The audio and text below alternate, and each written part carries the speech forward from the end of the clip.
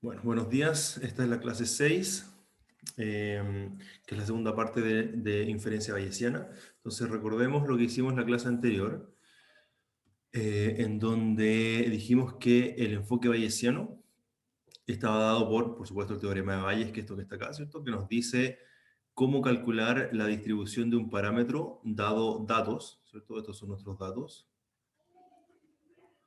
como función de la verosimilitud, que es lo que está acá, ¿cierto? Que es el modelo. O sea, es cómo se produjeron los datos en base a ese parámetro.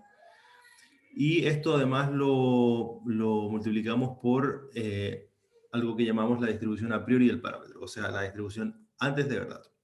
Y eso hay que normalizarlo simplemente para que integre uno, porque esto es una distribución es una función del parámetro, ¿cierto? Y eso es lo que está ahí. Entonces, el proceso de inferencia bayesiana, o aprendizaje bayesiano si quieren, se puede ver como uno parte con una distribución a priori, o sea, eh, con una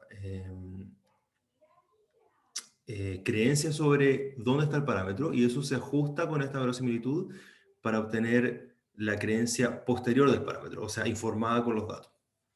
Eso es todo, ¿ya? Además vimos que es un prior conjugado, ¿cierto? Un prior conjugado es un prior que me deja en el mismo espacio, en la misma familia de distribuciones para el parámetro. Entonces yo parto con P teta una normal, eh, y eso me produce un P de teta dado datos que es normal, ¿cierto? Si parto con una Bernoulli, quedo en Bernoulli; si parto con una suma de gaussianas, quedo en una suma gaussiana, y así. Y eso es importante igual porque me permite moverme en el espacio de parámetros, ya no en el espacio de todas las distribuciones. Entonces, si yo voy a ir de una gaussiana a priori a una gaussiana a posteriori, la gaussiana está definida únicamente por su media de su varianza. Entonces, la incorporación de datos solamente cambia la media de la varianza, ¿ya? Que lo que es equivalente a decir que las medias y varianzas posteriores están indexadas por los datos, ¿ya? Eso fue lo segundo que vimos, y vimos dos casos particulares, ¿cierto? Mu desconocido para el caso gaussiano, no de regresión, no estamos hablando de regresión todavía acá, ¿cierto? Se llegó a la siguiente conclusión: mu desconocido y sigma conocido. Entonces el prior gaussiano para mu, que es el desconocido, es conjugado con la verosimilitud, y en el caso, en el recíproco, tenemos que el prior gamma inverso para sigma cuadrado es conjugado con la verosimilitud, ¿ya? Eh, Les pido un segundo, solo un segundo, tengo que resolver algo.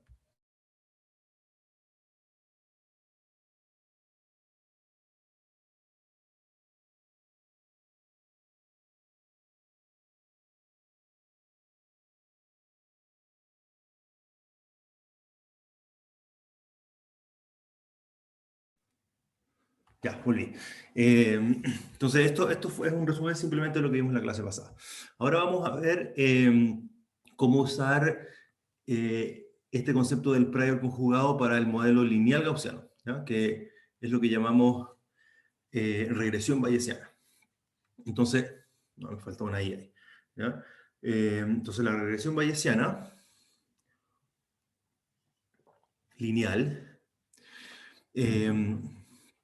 va a consistir, por supuesto, en considerar el mismo modelo que usamos para regresión lineal usando máxima verosimilitud o usando mínimos cuadrados, ¿cierto? En donde necesitábamos encontrar el parámetro teta en esta expresión que está acá. En esta expresión que está ahí, ¿ya? Entonces, cuando hacíamos mínimos cuadrados o máxima verosimilitud, lo que hacíamos era encontrar una estimación puntual de ese parámetro, ¿cierto? Que le podíamos llamar teta de máxima verosimilitud, por ejemplo, ¿ya? Pero ahora, como estamos en el tratamiento bayesiano del problema, lo que vamos a encontrar es P de teta dado todos los X y todos los Y, ¿ya? Por supuesto que eso va a producir un Y que ahora es más incierto que el de antes, porque cuando nosotros teníamos una estimación puntual para teta y enchufábamos esa estimación puntual acá, Y todavía es aleatorio porque tiene esta fuente de incertidumbre, ¿cierto? Que es la aleatoriedad, eh, perdón, incertidumbre aleatórica. Pero ahora vamos a tener otra fuente de incertidumbre, porque además de esto, vamos a conocer teta en distribución, no puntualmente. Entonces también hay una incertidumbre acá, ¿ya? Que es la incertidumbre epistémica o epistemológica. Pero estimaciones, perdón, pero predicciones del I no vamos a ver todavía, nos vamos a concentrar solamente en la estimación posterior de teta, ¿ya? Entonces, primero veamos cuál es la verosimilitud, ¿cierto? Porque vamos a ocupar el teorema de Bayes. Entonces, la verosimilitud no es nada más ni nada menos que el propio modelo, ¿cierto? Entonces, como uno puede escribir el modelo en forma vectorial, como está acá, la verosimilitud es esto, ¿cierto? Es una gaussiana multivariada que tiene media x gorro teta y tiene varianza sigma cuadrado, y yo observo de esa gaussiana multivariado un vector de y, que es el que está acá. Y eso le saco algunas constantes que tiene, ¿cierto? Como el 1 partido por 2pi elevado a n, y me quedo con esta forma para la verosimilitud. ¿Hay alguna pregunta hasta acá? ¿No? Bien. Ya. Por supuesto, esta expresión, si se fijan, a pesar que ahora tengo un problema de regresión lineal, no solamente de ajuste de una densidad en un problema no supervisado como el de antes, esta expresión, adentro de la exponencial, sigue siendo cuadrática en teta, ¿no?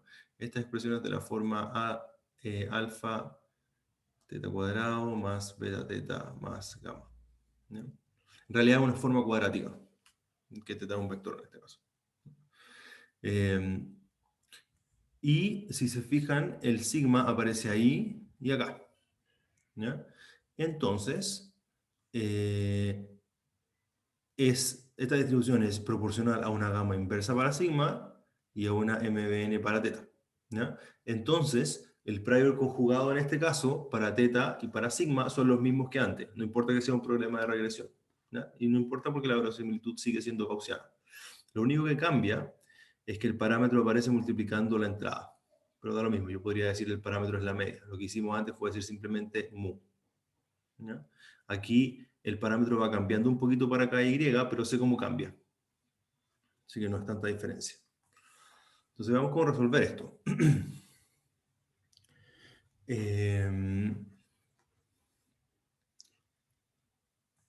Ya, entonces, Profe, preguntaron algo por el chat. allá. Esa forma de la gaussiana multivariada es considerada. Sí, es considerada que las variables son I y D por esto. SE, ese epsilon, es E1 hasta EN,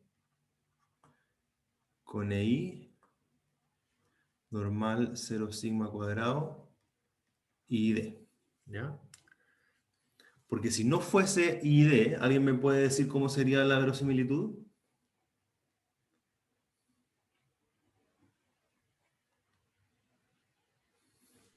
Tendría la matriz de covarianza entre medio, Claro, a inversa de la matriz de covarianza. exacto. Entonces, si la matriz de covarianza para el epsilon fuese, digamos, sigma epsilon, entonces esto sería menos un medio, y menos x gorro teta traspuesto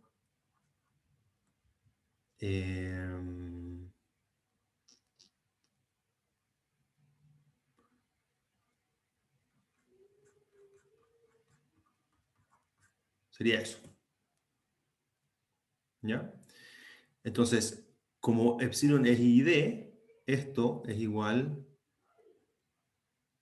a una identidad por sigma cuadrado, que creo que está por acá, en alguna parte, ¿no?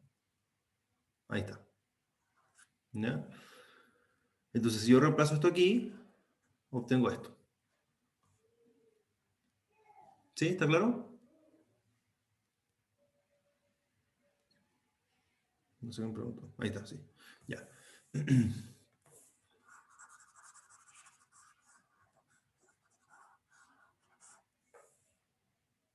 Ya. Entonces,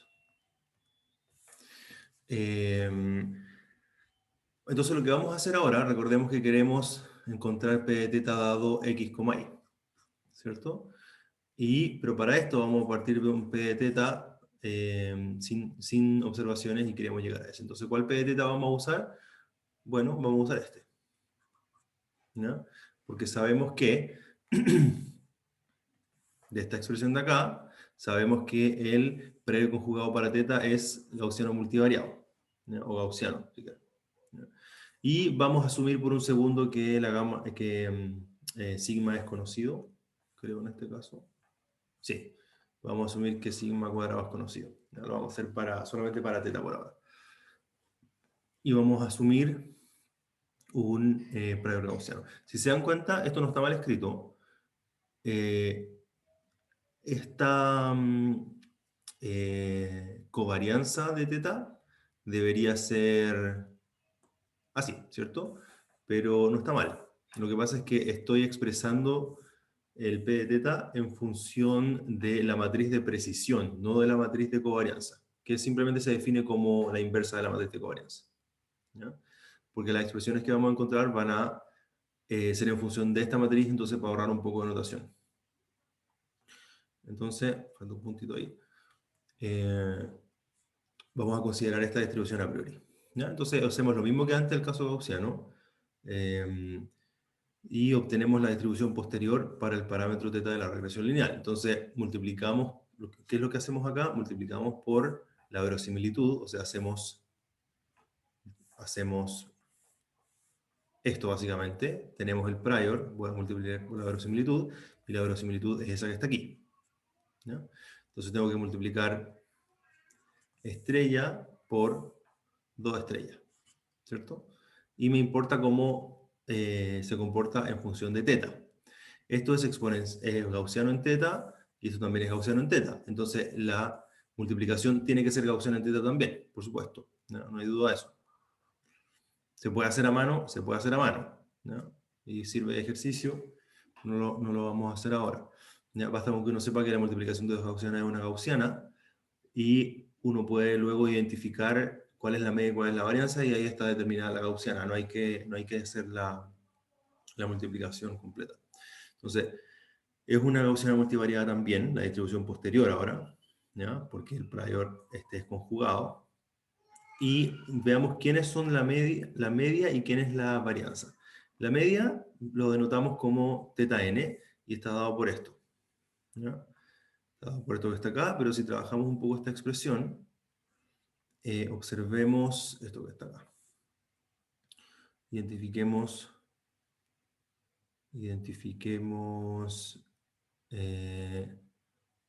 un segundo. Este término. Sí. Identifiquemos este término y este término.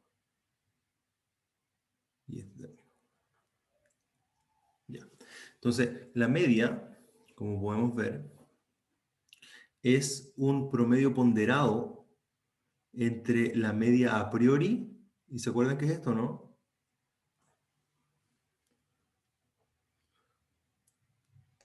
Es el vector de parámetro mínimo cuadrado, ¿no?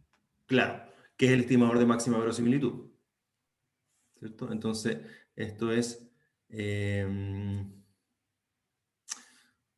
estimador a priori, y este es estimador máxima verosimilitud, ¿ya?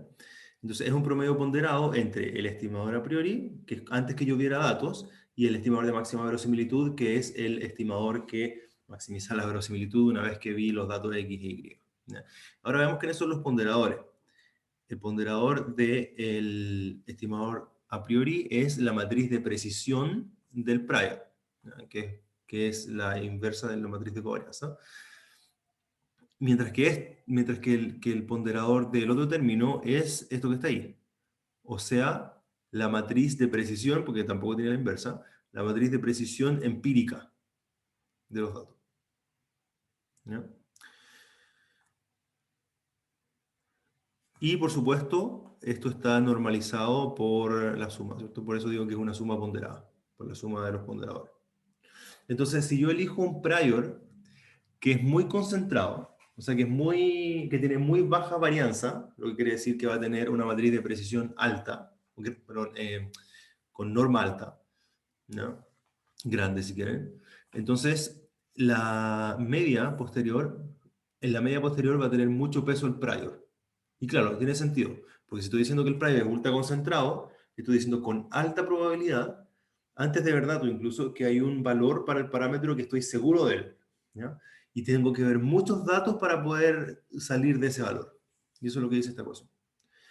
Por otro lado, si la precisión es pequeña, si este lambda 0 es pequeño, quiere decir que la varianza del prior es muy alta. Entonces el prior podría considerarse como no informativo porque cubre una gran cantidad de posibles valores para teta. Tiene alta varianza. Entonces, esa alta varianza se traduce en una baja precisión y este término uno como que lo puede casi ignorar. Y en realidad el máximo, la media posterior rápidamente se empieza a parecer al estimador de máxima verosimilitud. Lo que tiene sentido, porque al comienzo, al comienzo dijimos que mediante el uso de un prior incierto, estoy dando igual probabilidad a todos los valores. Entonces apenas veo datos, me voy a creer al estimador de máxima verosimilitud. ¿Está clara esa interpretación de esta parte?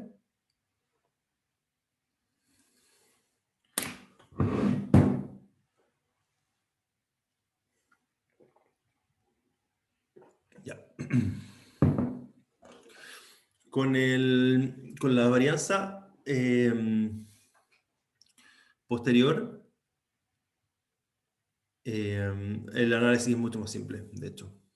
Si se dan cuenta de lo que está acá. Entonces, esto no aparece el n acá, pero esto es lo que va creciendo cuando yo veo más y más datos, ¿cierto? Porque recuerden que el X gorrito es la colección de X1, X2, hasta aquí n. Entonces, a medida que yo voy viendo más y más datos, esto por supuesto cuando no veo ningún dato, el lambda n es lambda 0, entonces la varianza posterior, que está acá, la varianza posterior, que es el recíproco de la matriz de precisión, parte en lambda 0, que es el prior. Y a medida que yo voy agregando más datos, más datos y más datos, la matriz de precisión empieza a crecer, crecer, crecer, crecer. Entonces, la matriz de covarianza debería disminuir, disminuir, disminuir, disminuir, ¿cierto? Y lo que es interesante acá, bueno, en primer lugar, decir que la precisión de la posterior va aumentando con cada dato que yo veo. ¿Ya? Nunca puede disminuir. Y hay otra cosa que es importante, que la precisión de mi posterior depende solamente de los X. Perdón, no de los Y. Entonces no sé si alguien puede hacer un comentario, ¿cómo se puede interpretar eso? O sea, da lo mismo lo que yo veo, el Y, ¿cierto? La media posterior, perdón, la varianza posterior va a ir disminuyendo, sin importar qué veo, sino dónde lo veo. No sé si alguien puede hacer un comentario de eso. Patricio dijo sí, pero no sé a qué pregunta era ese sí. En el chat. Parece que cuando pregunté si estaba claro. Ya vale.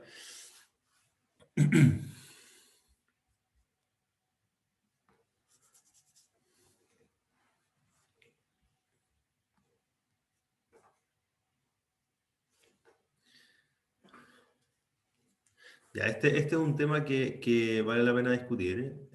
Yo creo que lo podemos dejar como en alguna pregunta de una tarea. De por qué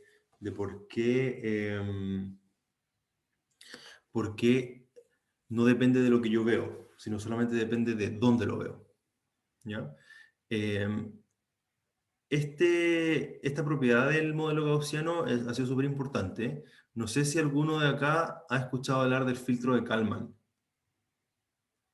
¿No? A ver que alguien me diga por el chat sí o no. Sí, profe.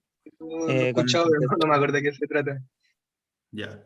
Los que han escuchado hablar del filtro de Kalman, ¿ven acá alguna similitud con el filtro de Kalman?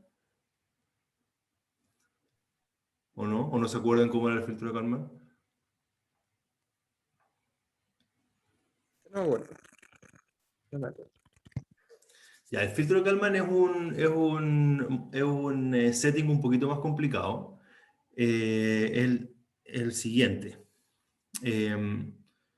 Uno tiene un estado, olvídense de la anotación, aquí la anotación significa algo distinto, ¿ya? Uno tiene un estado que lo voy a denotar x tema 1, ¿ya? Y que evoluciona como un sistema dinámico. ¿Ya? Voy a poner acá, voy a poner eso. ¿Ya? Evoluciona, es un sistema dinámico que va evolucionando en el tiempo y tiene una fuente de incertidumbre, o sea, la evolución no es determinista. ¿Ya? Y además, yo veo ese estado mediante una observación que llamo H, que depende del estado instantáneamente, por supuesto, y tiene otra fuente de incertidumbre. ¿Ya? Entonces tengo un estado, que es X, que va evolucionando, puede ser una cosa así, ese es X, y tengo un Y, que depende del estado instantáneamente, y que es lo que yo veo. ¿Ya? Y yo mirando X, perdón, y yo mirando la trayectoria del Y, tengo que determinar cuál fue la trayectoria del X. ¿Ya? Parece un poco abstracto, pero no es abstracto. Se usa para esto. Si tengo un avión que partió aquí y lleva esa trayectoria, un avión, ¿ya? Y yo estoy acá, abajo, y yo lo estoy mirando, ¿cierto? Lo único que veo es el ángulo de mi cabeza al mirar el avión. Es lo único que conozco. No sé cuán lejos está el avión. ¿Ya? Tampoco sé en qué dirección va. ¿Ya? Pero sé dónde partió y seguramente cada cierto tiempo yo podría encontrar la distancia con algún mecanismo que es más sofisticado, pero no lo puedo ver todo el tiempo. ¿Ya? Entonces ese es el Y, que es ciertamente una función de la posición del avión, pero está sujeta a ruido, ¿cierto? Porque miré mal, se me cruzó una nube, no sé. ¿Ya? Y está la evolución del avión, ¿ya? Que ciertamente depende del instante anterior, que el avión no puede saltar aleatoriamente, ¿cierto?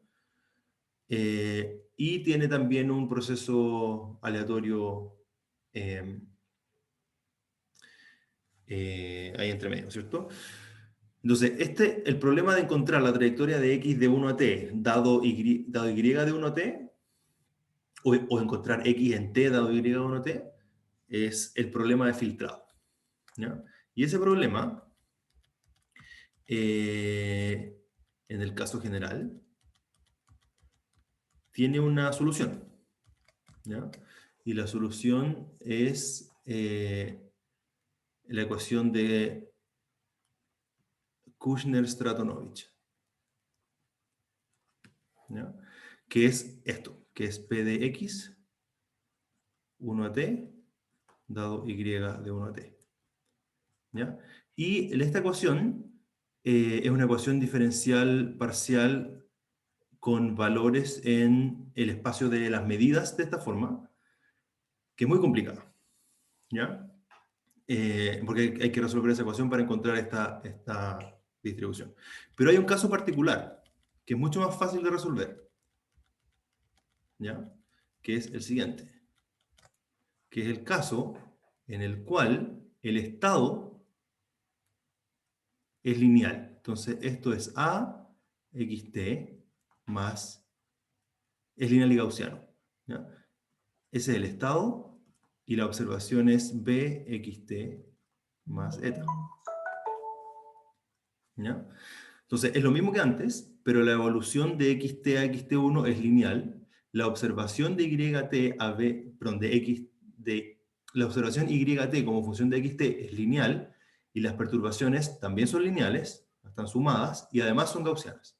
En ese caso, la ecuación de Kushner-Stratonovich tiene una solución explícita y es gaussiana.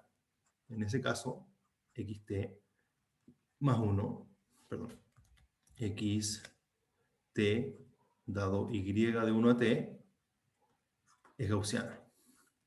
Es una normal con una media t y un sigma t. ¿Ya? Y este mu y este sigma, como por supuesto todos los x y todos los y son conjuntamente gaussianos porque están relacionados linealmente y están siendo dirigidos por ríos gaussianos, todos son conjuntamente gaussianos. ¿Ya? Entonces pasa exactamente lo mismo que pasa acá. Y la evolución de esta media y esta varianza tienen esta misma forma. También es un promedio ponderado de dónde parto y dónde voy, ¿cierto? Y la precisión también disminuye. Perdón, la precisión aumenta, la varianza disminuye. ¿Ya? Entonces, cuando el filtro de Kalman se propuso en 1960, por supuesto Kalman, ¿ya? Sirvió para el mismo problema del avión. Werner dice que no me escucha. ¿Me escucha el resto? ¿Sí?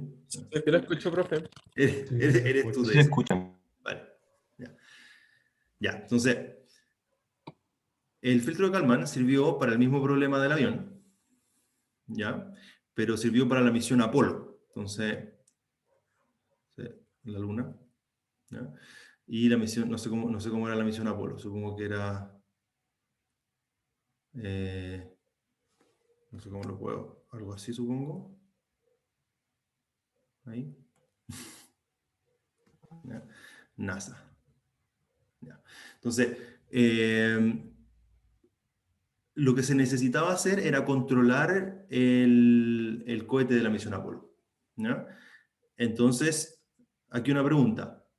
Por supuesto, este es un sistema lineal y gaussiano, ¿cierto? ¿O no? Entonces, la trayectoria seguramente era esa, ¿ya?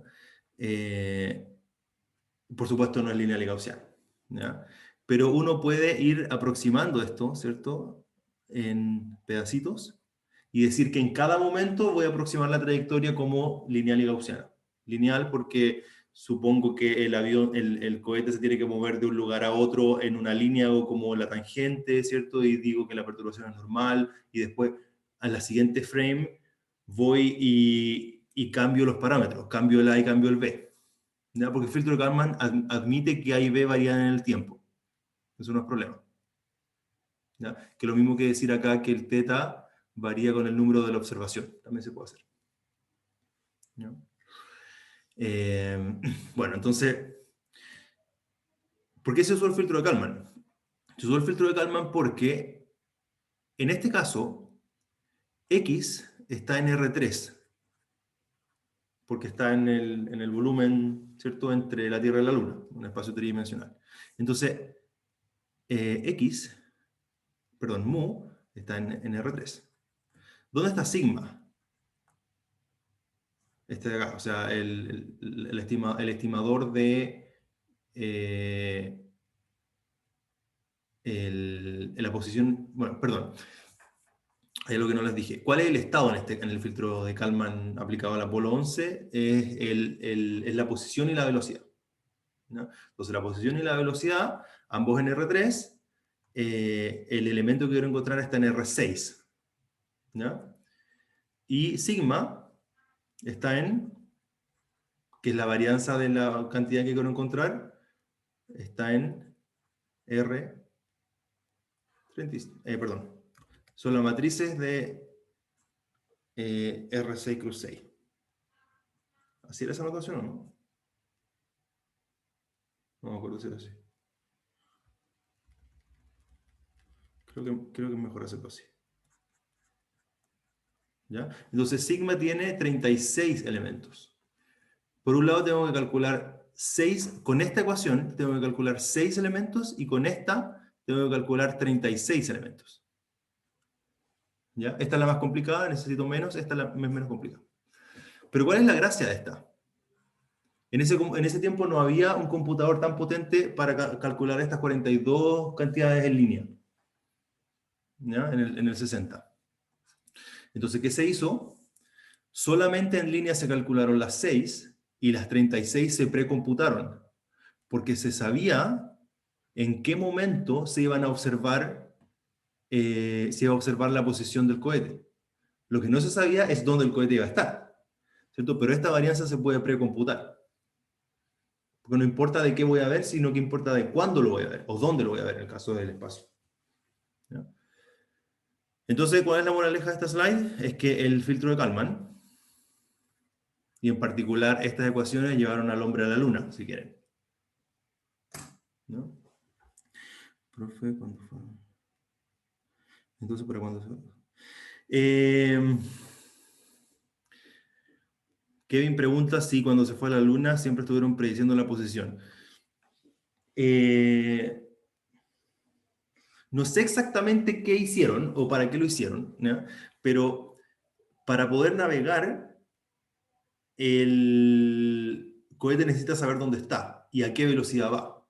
Entonces, yo creo que más que predecir desde la Tierra, lo que hacían era los propios instrumentos que tenía el cohete, era una forma de entregar estimaciones sin ruido. Entonces, si uno solamente, porque este es un problema de, el problema de filtrado se usa para acompañar las mediciones de los sensores, ¿no? Si yo tengo un sensor que me está diciendo estoy a velocidad tanto, entonces yo puedo contrarrestar eso con mi historia de velocidades y mis posiciones y ver si efectivamente mi velocidad es tanto, porque el sensor puede medir con mucho ruido.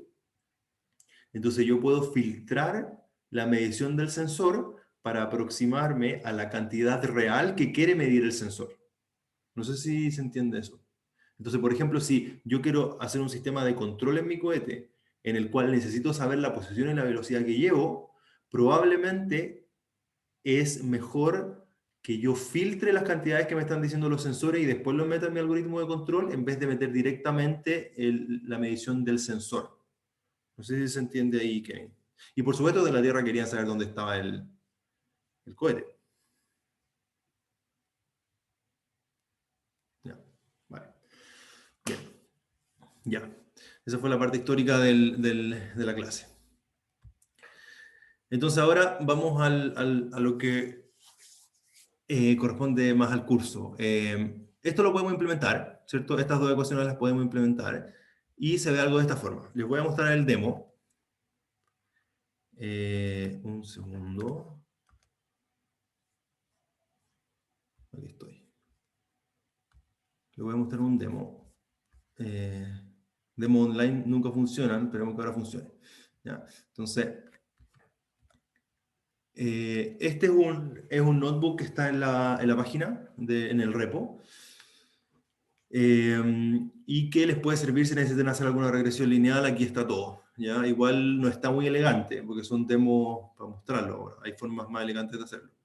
Entonces, pregunta, como tienen un par de tareas que van a hacer de estas cosas, ¿quieren que vayamos viendo el código o vemos el output nomás? Si se podría comentar solamente el código más que verlo detalladamente, a mí me serviría caleta. Ok. Ya voy comentando el código. Este código no está hecho de la forma más pitónica, pero funciona, ¿no? Se puede hacer mucho más corto. Bueno, entonces partimos importando NumPy, ¿cierto? Algunos módulos de SciPy Stats que nos van a dar las distribuciones que queremos encontrar. Color map para los colores, ¿cierto? Y algunas cosas para que los gráficos salgan un poco mejor. Matplotlib Line significa que las figuras van a ir apareciendo directamente después de la celda. Un recuerdo de la regresión lineal, ¿cierto? Esta es la notación que vamos a usar, esta es nuestra función de costo.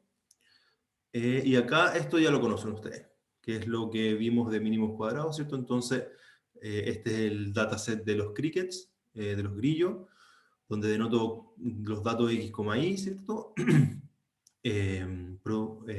Formateo de la figura, y aquí esto es lo importante cuando uno hace regresión lineal sin ningún tipo de módulo, que hay que complementar los X con los unos, ¿cierto? Ese es el X tilde. Después calculo la inversa, ¿cierto? Y después calculo el peso óptimo. Ahora, esta forma no la usen nunca, por favor, ¿ya? Esto es pésimo. Solamente está aquí para fines ilustrativos, ¿ya? Porque es lo que uno hace a mano. Uno a mano extiende con el 1, luego calcula la inversa y luego calcula el peso, ¿ya? Pero, si recuerdan bien, esta matriz puede ser mal condicionada. Entonces, como es mal condicionada, no se recomienda calcularla de forma,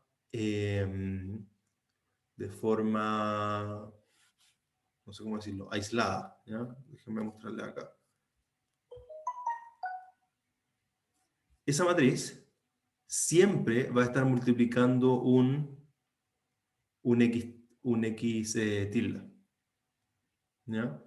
O sumada con el lambda, nunca está sola, ¿ya? Entonces hay una forma de encontrar directamente de encontrar X traspuesto X a la menos 1 X, ¿ya? Que es mediante la solución de un sistema lineal, que es la forma de hacerlo, ¿ya? Porque si esta matriz es pobremente condicionada, ¿ya? Ill-conditioned, básicamente tiene valores propios que son muy cercanos a cero, los valores de la matriz pueden alcanzar la precisión de la máquina. Entonces, no es efectivamente el XX a la menos 1 real, y tengo un problema de aproximación numérico, y después cuando la uso mis estimaciones no tienen sentido.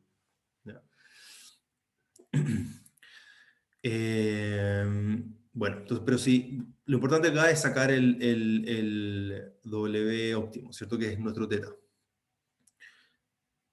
Hago un X de regresión, que es la grilla en el eje X, y lo gráfico, listo, ¿ya? Me quedó buena la de regresión. Ahora lo que estamos viendo en esta clase, que es la regresión lineal bayesiana, ¿cierto? El modelo es un poco distinto, tengo ese ruido, el ruido es gaussiano, esta es la verosimilitud, este es el prior, y aquí está la posterior, ¿cierto? La posterior también es gaussiana, con media W estrella, varianza B estrella. Esa es la media y esta es la varianza. ¿Es lo mismo que antes? ¿Es lo mismo que antes? Sí, eso está igual. A ver.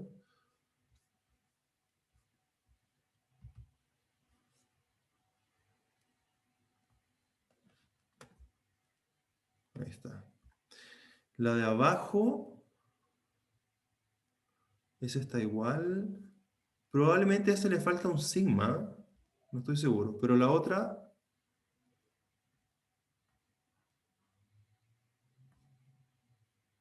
La otra... El V está ahí, ese es el V. Y por el otro lado tengo esto que está ahí, y al otro lado tengo ese que está... Sí, la de arriba es la misma. Condicional a que B está bien. En el peor de los casos me falta acá un sigma, ¿ya? Pero es irrelevante. Ya. Entonces, ¿qué voy a hacer acá? Para que entendamos el código es medio engorroso, porque como les digo, no está de la forma más elegante escrito, pero es importante mirarlo porque es la forma en que uno lo haría en el papel, ¿ya? Esa es la gracia de este experimento. Pero como es largo, les voy a mostrar a lo que quiero llegar. Bueno, perdón, me salté esta slide, esta celda.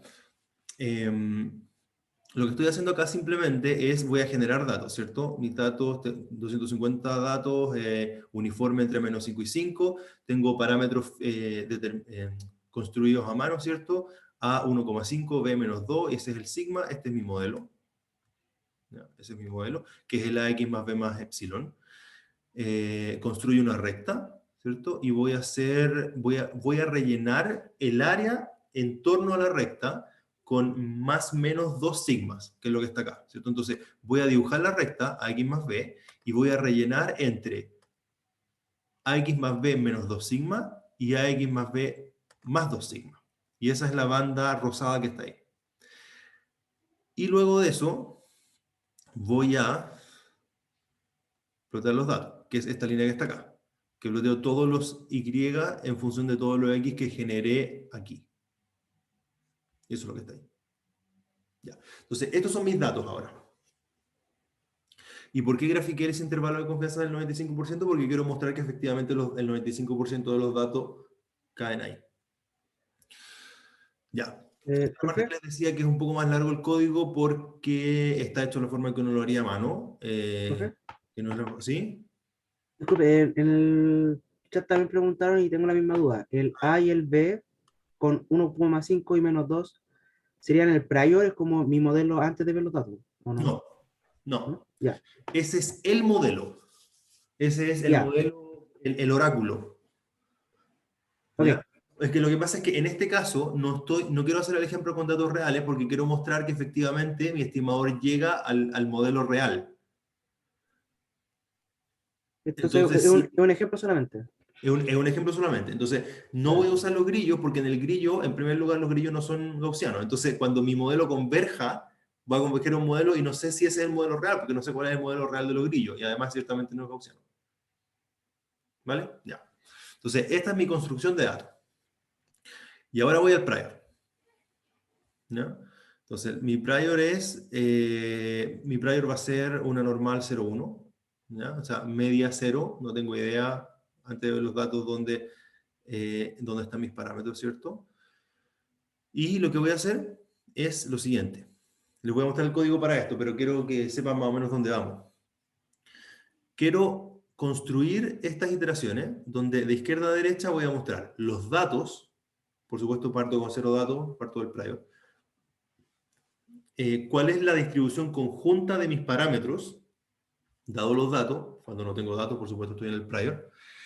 Las marginales de la conjunta, o sea, la marginalización en un eje y el otro eje, lo que me va a dar la distribución del primer parámetro y el segundo parámetro, que puedo llamar W1 y W2, o bien,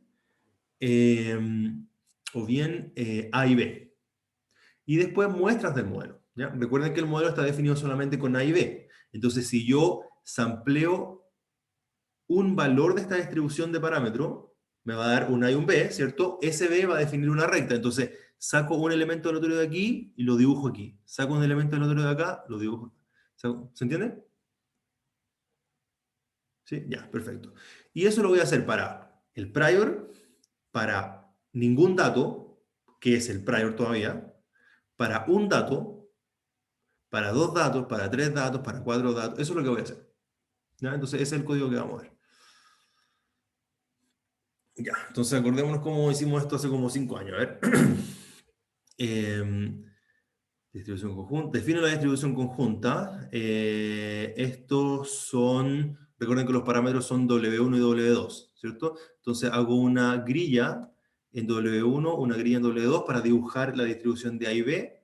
Ya hago la grilla en 2 dimensiones. Luego construyo una gaussiana multivariada. ¿Ya? Que tiene media W0 y media y varianza B0, que son mi prior. ¿Ya? Y ahora calculo las marginales. De esta distribución normal, le saco la primera coordenada y la segunda coordenada. ¿Ya? Que es, por supuesto, media el primer elemento del vector W0 y varianza el elemento 0,0 o 1,1 si quieren de la matriz de covarianza, y la segunda es lo que queda, ¿cierto? El siguiente elemento del vector de media y el otro elemento diagonal de la matriz de covarianza, y con eso voy a sacar muestras del modelo, ¿ya? Entonces tengo mi gaussiana bivariada, que es W0, B0, ¿cierto? Entonces la construyo ahí, y con eso voy a generar...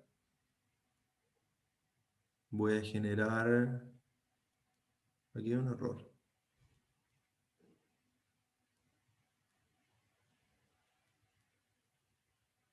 Ya, ok.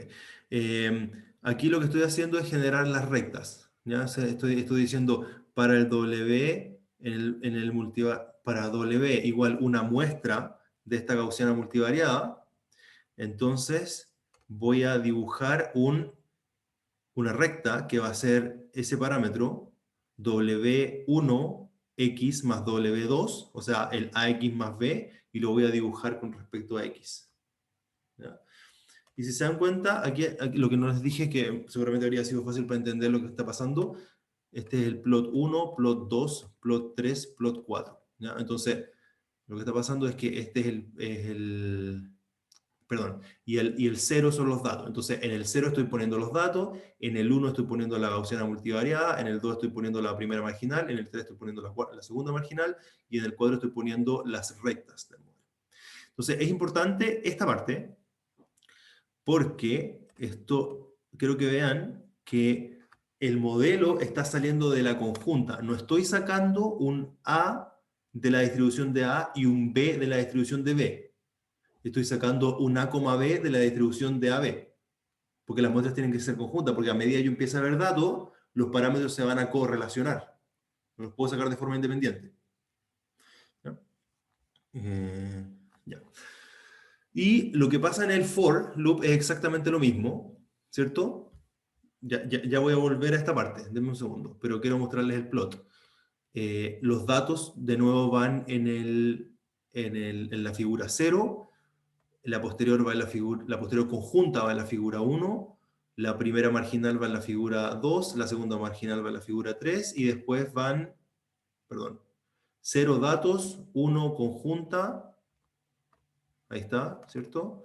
2 primera marginal, 3 segunda marginal y 4 las muestras del modelo, ¿cierto? Saco de nuevo de una multivariate normal y la dibujo, ahí está. Ya, entonces, pero lo importante, en realidad, lo más importante de todo el código es esto, ¿ya? Que es cuando calculo las posteriores. Entonces, lo primero que tengo que hacer es calcular la matriz de... la matriz... A ver, tengo mi precisión a priori, ¿cierto? Perdón, tengo mi varianza a priori, calculo la matriz de precisión, ¿cierto? Que es lo que les mostré,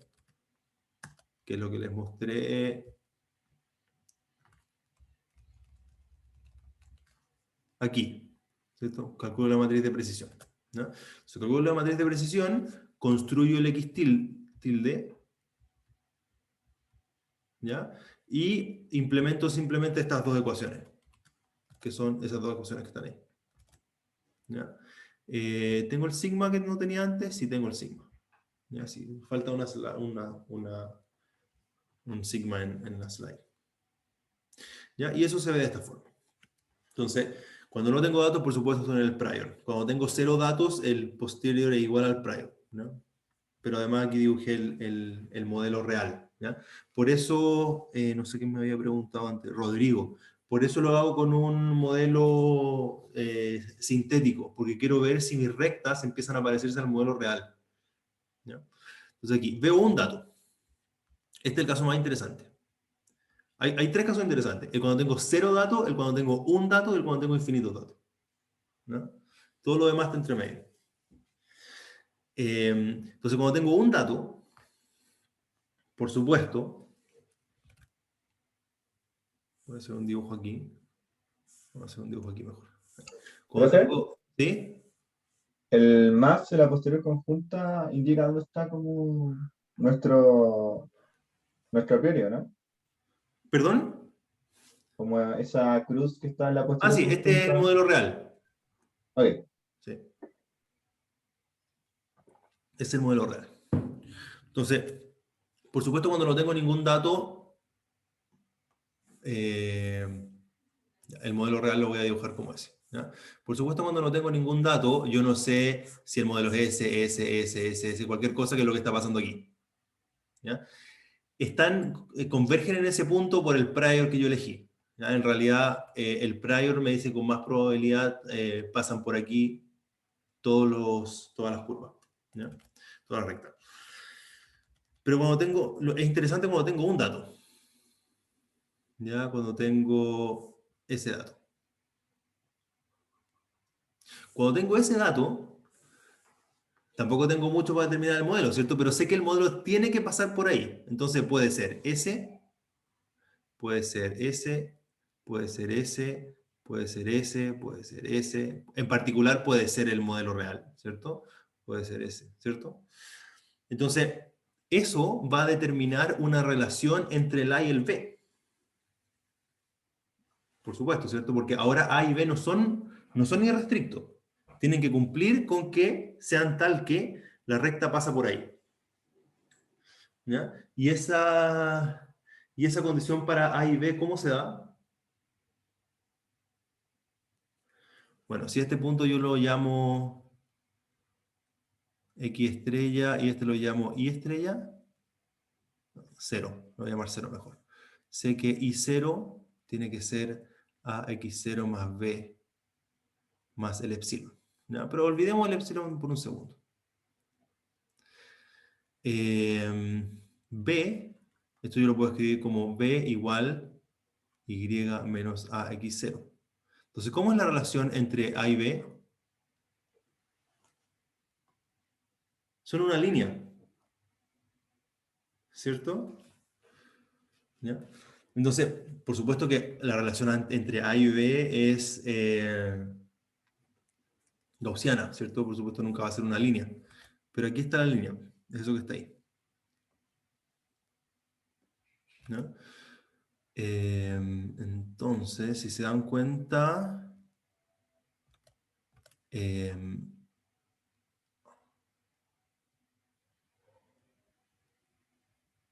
el intercept es el Y. El Y que yo observé es menos 4,7. Entonces esto no sé si... Entonces esta línea, no puedo dibujar acá en esta, pero bueno. Esa línea va a cortar el eje, el eje Y en el menos 4,7 claramente. 0, menos 1, menos 2, menos 3, menos 4, menos 5. Y ahí está el 0. ¿Ya? Y la pendiente es X0. Ya ahí hay un error. Porque el X que vi es menos 1,7. Ah, no, perdón, es menos X0. ¿Ya? Entonces la pendiente es 1,7 y no sé si esta pendiente es 1,7. Cada vez que avanzo 2,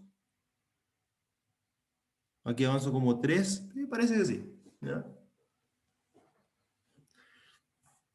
Entonces tiene sentido, muy bien. Ese es un sanity check del data scientist. ¿Ya? Como ver si, así como los físicos ven que las dimensiones estén ok, aquí uno son estas las cosas que verifican. 10, eso. Ya. Entonces, por supuesto, ahora todas las muestras que yo saqué de A y B van a salir de esta región. Entonces, como que todas tienen una pendiente similar. ¿Ya? Ahora, yo les dibujé esto acá, pero por supuesto esto no está pasando aquí porque tengo un prior. ¿Ya? Entonces, hay algunas que hay que eliminar. Todas las que pasan por esas regiones, por ejemplo, las voy a eliminar porque estoy diciendo que hay algunos pares de A y B que no pueden existir bajo el prior. ¿Ya? Y por eso pasan este tipo de cosas. Entonces,